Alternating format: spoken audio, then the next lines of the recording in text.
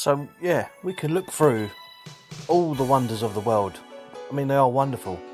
They really are wonderful. But that's all I do is just like wonder how they were built, or how beautiful they are. I wonder that, and how long they took. That's what I wonder.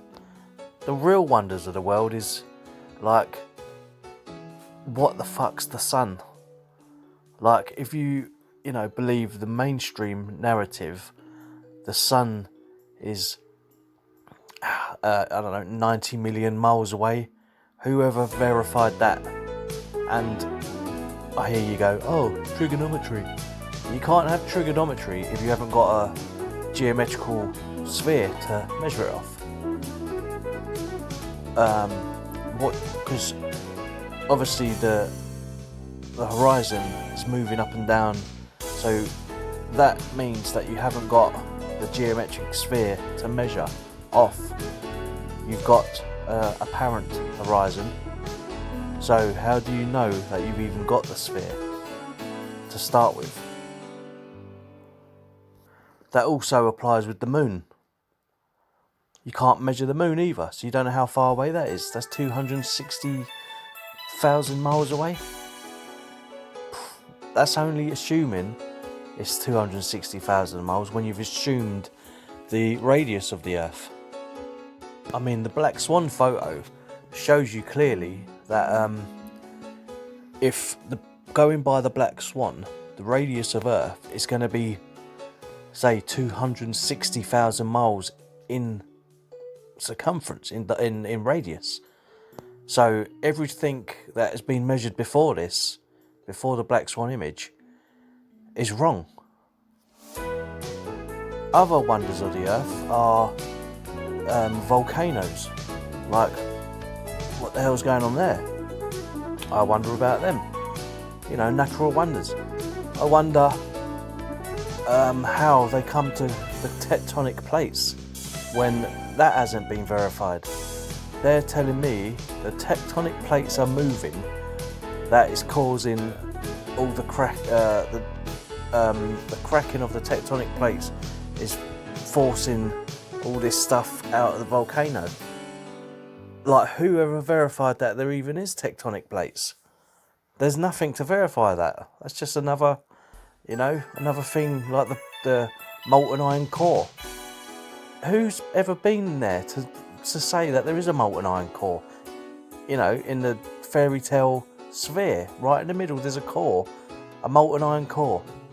If it was a molten iron core, we wouldn't have magnetism, would we? Like the North Pole, everything magnetised to the North Pole, because the obviously the heat of the core, once you heat up iron, it loses magnetism. So how do you have a molten iron core? It's all wrong. I mean, the deepest ever dug was nearly just under 8 miles, which was the borehole in Russia. 8 miles down, and it just, the drills got so hot they couldn't drill no more, and it just come to a firm stop. Another wonder of the world: how do we have gas pressure? How do we actually have gas pressure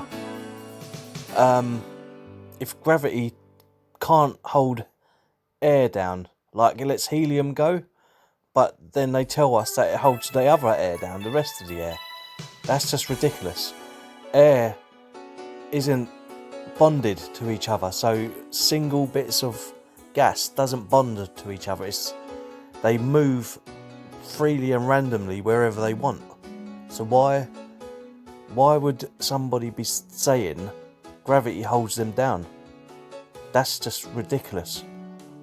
That can't happen. That's just not, it doesn't work like that. It moves freely and randomly. And if it only moves a different way if it hits off another gas particle. So what is holding it down? And you can't say it's a closed container because Falcon Heavy just left. What is it?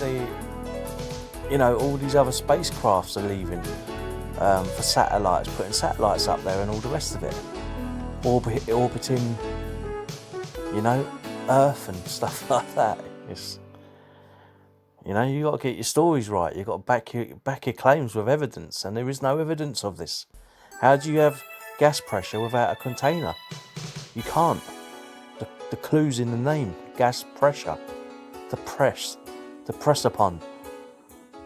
That's how you measure the pressure. Another wonder of the world is the Mariana Trench. I think that isn't that like 8 miles deep as well?